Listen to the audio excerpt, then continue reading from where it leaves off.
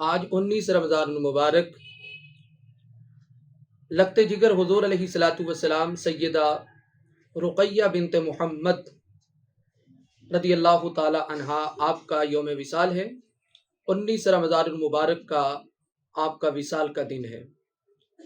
آپ حضور علیہ الصلاۃ والسلام کی سب سے بڑی بیٹی سیدہ زینب رضی اللہ تعالی عنہا ان سے 3 سال بعد مکہ کے اندر پیدا ہوتی ہیں۔ اس وقت آقا دو عالم علیہ الصلاۃ والسلام کی شادی مبارک کو تقریباً 8 سال گزر چکے تھے، اور جبکہ یہ واقعہ اعلان نبوت سے تقریباً 7 سال پہلے کا ہے، جب حضرت سیدہ رقیہ رضی اللہ تعالی عنہا کی ولادت ہوتی ہے۔ اللہ کے محبوب کریم علیہ الصلاۃ والسلام نے بچپن سے ہی ان کا انتساب جو ہے اپنے چچا ابو لہب کے بیٹے کے ساتھ کر دیا تھا، بلکہ صرف سیدہ رقیہ کا نہیں بلکہ حضرت سیدہ زینب رضی اللہ تعالی عنہا حضور علیہ الصلاۃ والسلام کی سب سے بڑی صاحبزادی، اور ان کے بعد سیدہ رقیہ رضی اللہ تعالی عنہا حضور علیہ الصلاۃ والسلام کی جو دوسرے نمبر پر صاحبزادی ہیں، ان دونوں کا نکاح اپنے چچا ابو لہب کے بیٹوں عتبہ اور عتیبہ کے ساتھ کر دیا تھا۔ آپ جانتے ہیں کہ جب حضور علیہ الصلاۃ والسلام نے اعلان نبوت کیا تو اس وقت آپ کی مخالفت کے اندر جو پیش تھے لوگ، ان کے اندر آپ کا چچا ابو لہب بھی شامل تھا۔ حضور علیہ الصلاۃ والسلام جب تبلیغ کے لیے تشریف لے کر جاتے تو یہ وہاں پر کھڑے ہو کر شور ڈالتا تاکہ لوگ حضور علیہ الصلاۃ والسلام کی گفتگو اچھے طریقہ سے نہ سماعت کر سکیں، نہ سن سکیں۔ اور جب حضور علیہ الصلاۃ والسلام کی گفتگو ہو رہی ہوتی تو ساتھ یہ کہتا، یہ میرا بھتیجا ہے، آپ اس کی باتوں پر نہ جاننا، آپ اس کی باتوں پر یقین نہ کرنا، یہ غلط بیانی کرتا ہے، یہ نبی ہونے کا دعویٰ کرتا ہے۔ تو اس انداز کے اندر وہ حضور علیہ الصلاۃ والسلام کی مخالفت کرتا تھا۔ اس کی بیوی جو حضور علیہ الصلاۃ والسلام کی چچی لگتی ہیں رشتہ کے اندر، وہ بھی برابر کی شریک تھی۔ تو اللہ تعالیٰ نے ان کے رد میں 30واں پارہ اس کی سورۃ اللہب کو نازل فرمایا، تبت یدا ابی لہب وتب ما اغنا عنہ مالہ وما کسب۔ یہ مکمل سورت اللہ نے نازل فرمائی جو ابو لہب کی مذمت کے اندر بیان کی گئی۔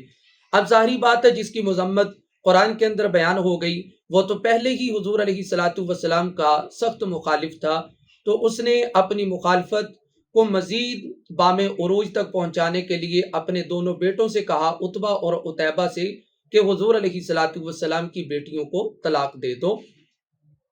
یہاں پر یہ بات واضح رہے، ان کا انتصاب ہو چکا تھا لیکن رخصتی نہیں ہوئی تھی۔ اب طلاق دے دی گئی، اور اس کی وجہ صرف اور صرف یہی تھی کہ وہ حضور علیہ الصلاۃ والسلام کی دونوں شہزادیاں ہیں۔ اب یہاں پر ایک ہمارے لیے جو سبق کی بات ہے وہ یہ ہے کہ دین کے معاملات کے اندر بہت مرتبہ مشکلات ہوتی ہیں، مشکل مراحل آتے ہیں، اس طرح کی مصیبتوں کا اور پریشانیوں کا سامنا کرنا پڑتا ہے، اور یہ سنت مصطفیٰ کریم علیہ الصلاۃ والسلام ہے۔ جب اللہ کے محبوب کریم علیہ الصلاۃ والسلام نے اسلام کی دعوت دی تو سیرت نگار لکھتے ہیں کہ جب سیدہ خدیجۃ الکبریٰ رضی اللہ تعالی عنہا حضور علیہ الصلاۃ والسلام کی پیاری زوجہ محترمہ نے اسلام قبول کیا تو ان کے ساتھ ہی آپ کی جو شہزادیاں تھیں انہوں نے بھی اسلام کو قبول کر لیا، فوراً وہ بھی دائرہ اسلام کے اندر داخل ہو جاتی ہیں۔ اللہ کے محبوب کریم علیہ الصلاۃ والسلام آپ کا نکاح پھر سیدنا عثمان غنی رضی اللہ تعالی عنہ سے کرتے ہیں، اور اس کی وجہ بھی یہ، اللہ کے محبوب کریم علیہ الصلاۃ والسلام نے فرمایا، مجھے اللہ کی طرف سے یہ حکم ہے کہ اپنی شہزادی، اپنی بیٹی، اپنی لخت جگر سیدہ رقیہ کا نکاح عثمان بن عفان کے ساتھ کر دوں۔ تو اس طرح آپ کا نکاح حضرت عثمان غنی رضی اللہ تعالی عنہ سے کر دیا جاتا ہے۔ اور بلکہ آپ کی فضیلت کے اندر یہ بات شامل ہے کہ آپ نے سب سے پہلے حبشہ کی طرف ہجرت کی، اور اس کے بعد مدینہ منورہ کے اندر اپنے خامد سیدنا عثمان غنی رضی اللہ تعالی عنہ کے ساتھ ہجرت کی سعادت نصیب ہوتی ہے۔ اور یہ دونوں ہجرتیں اسلام کی خاطر تھیں، اسلام کے لیے تھیں، اس لیے آپ اس بات کو فخریہ بیان فرماتے تھے کہ اللہ نے ہم کو 2 ہجرتوں کی سعادت عطا فرمائی ہے۔ اللہ تعالیٰ نے آپ کی زندگی تھوڑی رکھی تھی۔ جب مدینہ پاک مسلمانوں نے ہجرت کی تو ان کی سب سے پہلی جنگ جو کفار کے ساتھ ہوتی ہے غزوہ بدر ہوتی ہے۔ تو جب حضور علیہ الصلوۃ والسلام غزوہ بدر کے لیے تشریف لے کر جانے لگے، تیاری چل رہی تھی، تیاری کے مراحل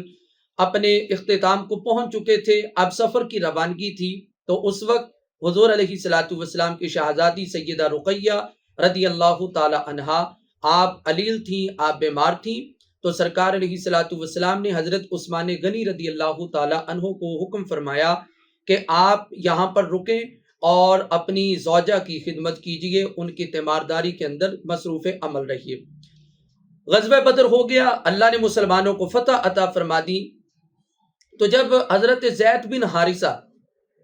رضی اللہ تعالی عنہ غزوہ بدر کی فتح کی خوشخبری لے کر مدینہ منورہ پہنچتے ہیں، تو اس وقت سیدہ رقیہ رضی اللہ تعالی عنہا کا وصال ہو چکا تھا، اور جب حضور علیہ الصلوۃ والسلام غزوہ بدر کی فتح سے واپسی تشریف لاتے ہیں، مدینہ پاک آپ پہنچتے ہیں، تو اس وقت آپ کی شہزادی سیدہ رقیہ رضی اللہ تعالی عنہا کو دفن کر دیا گیا تھا۔ اب یہ دیکھیں، ایک طرف اسلام کے اور حق و باطل کی جنگ ہے، اور دوسری طرف اپنی سگی بیٹی، اپنی لخت جگر سیدہ رقیہ رضی اللہ تعالی عنہا علیل ہیں، بیمار ہیں،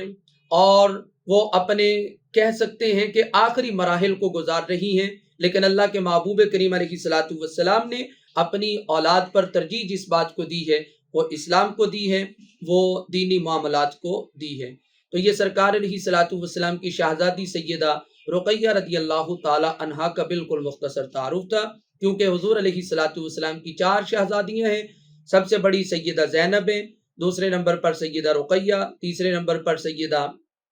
ام کلثوم ہیں، اور چوتھے نمبر پر حضور علیہ الصلوۃ والسلام کی شہزادی سیدہ فاطمہ الزہرا رضی اللہ تعالی عنہا ہیں۔ اللہ تعالی ازواج مطہرات اور حضور علیہ الصلوۃ والسلام کی شہزادیوں اور اصحاب کا صدقہ ہمیں دین کریم علیہ الصلوۃ والسلام کی معلومات عطا فرمائے، دین کی محبت عطا فرمائے۔